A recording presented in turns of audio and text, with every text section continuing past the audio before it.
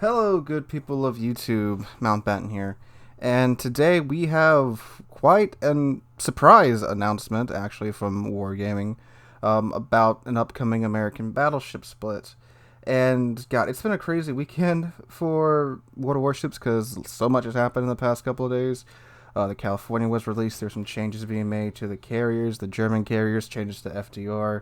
So much stuff has happened, but we're going to discuss some of it today. And real quick, before we get into the American Battleship split, I do have to say that I'm still upset that it wasn't Italian battleships or Italian destroyers or something else for the Italians. I mean, they finally got their cruiser line, but I would think that by now it'd be an appropriate time to announce Italian battleships, or at least show us something, because I mean, just like with the Soviets cruiser split, that's nice and all, but the Italian battleships or destroyers or something else, they're entirely overdue, and I would very much like to see them get announced soon. But anyway, moving on now. So, this is all in the Warships development blog. I thought about covering this before more information came out. I'm like, no, I want to know exactly what these things are supposed to be.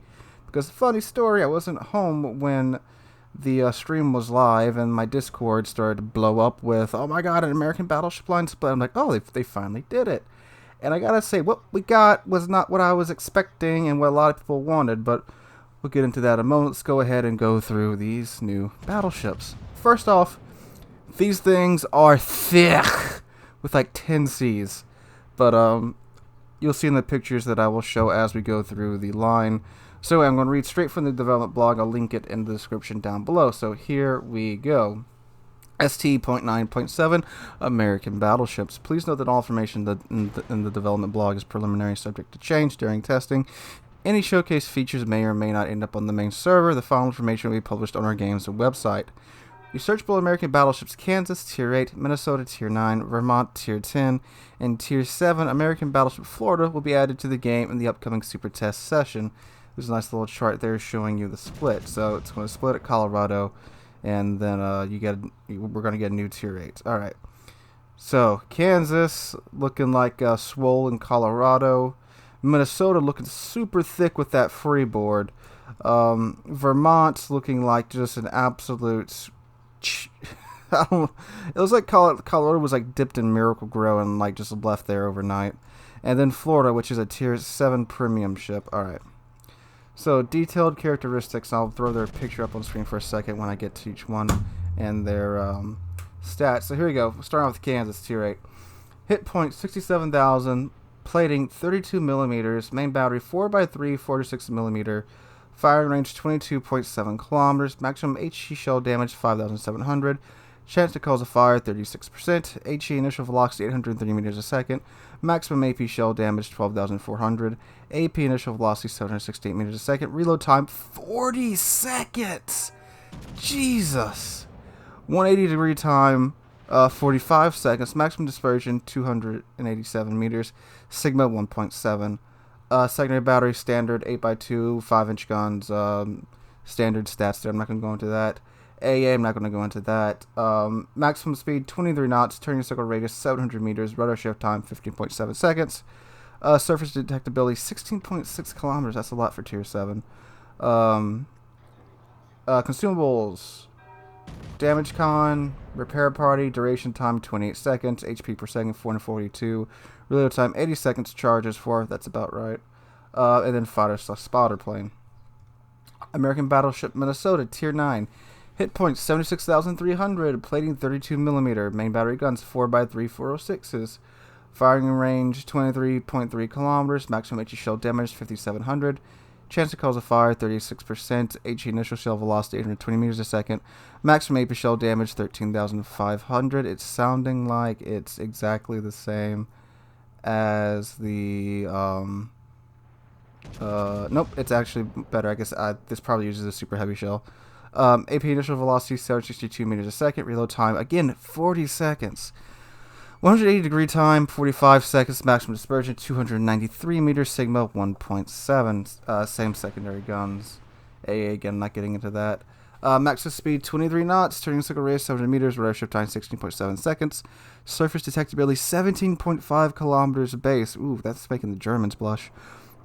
Consumables again, damage con, repair party. Again, duration 28 seconds, HP per second 504, reload time 80 seconds, charges 4, and again, spotting / fighter plane. Alright, American Battleship Vermont, Tier 10. Hit points 102,800, plating 32 millimeters, main battery guns 4x3, 457. Holy, wait a second. 4x3, Jesus Christ. That's 12 18-inch guns. Firing range 24.5 kilometers. Maximum HE shell damage 6,450. Chance to cause a fire 43%. HE initial shell velocity 800 meters a second. Maximum AP shell damage 15,750. AP initial velocity 732 meters a second. Reload time again 40 seconds. 180 degree turn time 45 seconds. Maximum dispersion 305 meters. And Sigma 1.7. Same secondary guns, not going to get into the A. Maximum speed 23 knots. Turning circle radius 960 meters. Rudder shift time 19.1 seconds. Surface detectability 18 kilometer range. I do think that's more than the GK. Consumables, damage con, repair party. Okay, so again, a 28 second duration, HP per second 678, reload time 80 seconds, charges 4, and again, fighter / spotter. Alright, Florida, Tier 7, this is the premium ship. 63,800 hit points, plating 25 millimeters. Ooh. No, that's actually pretty low for Tier 7.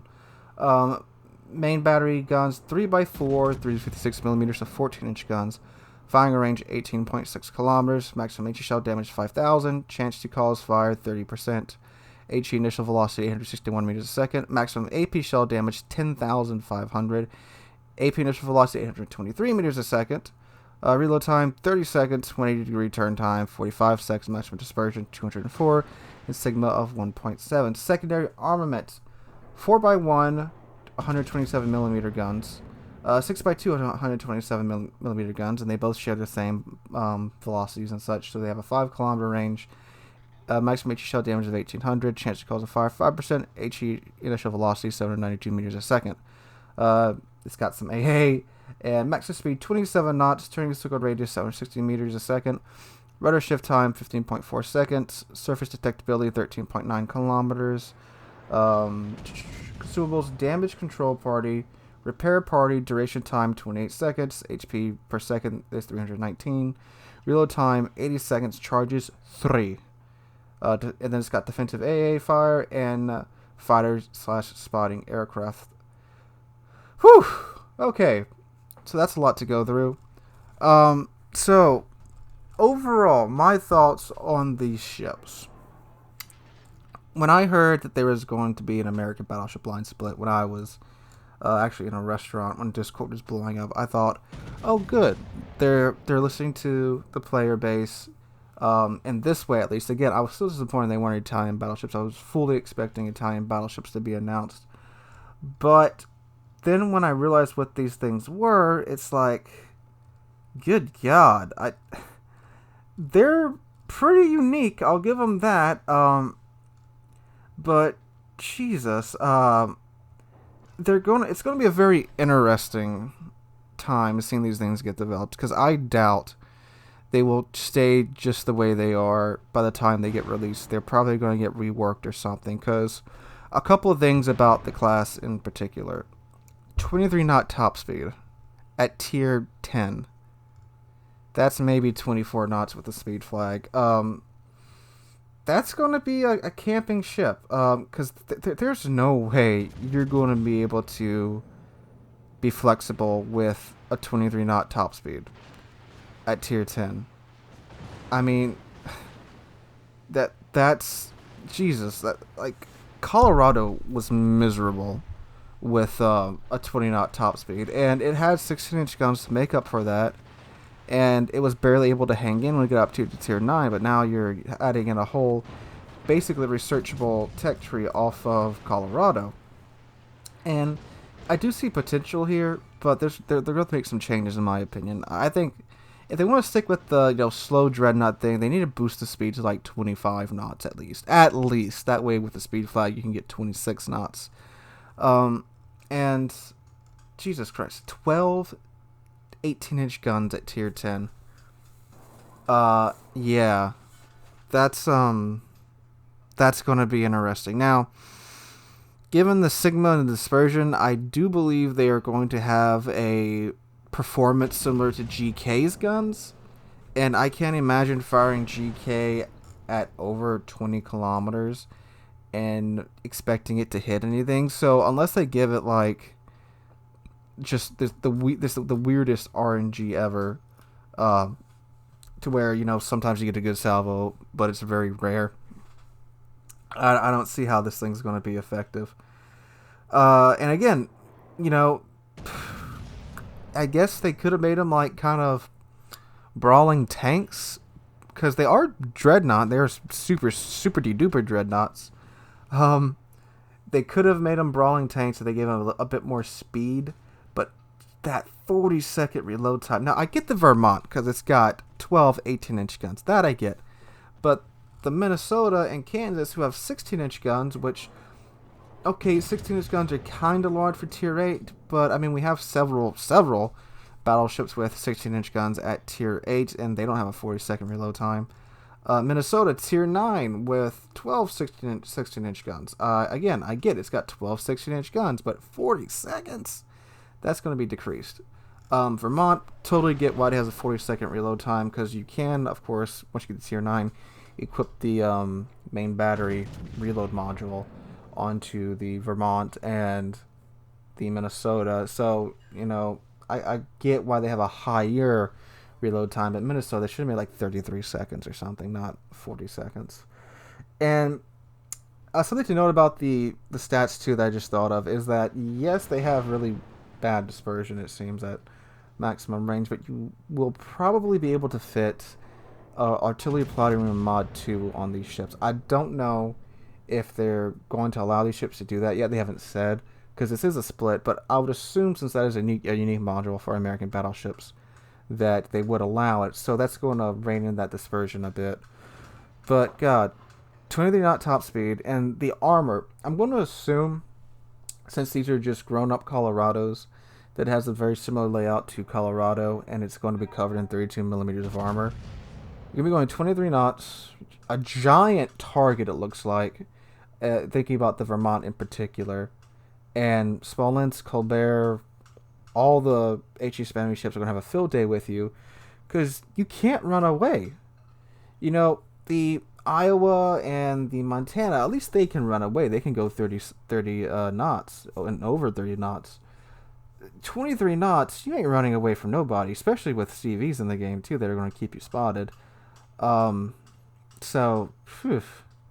I expect some changes to be made to these before they get released, and they could be completely reworked for all we know by the time they get released. And I have a feeling that they're going to change tremendously.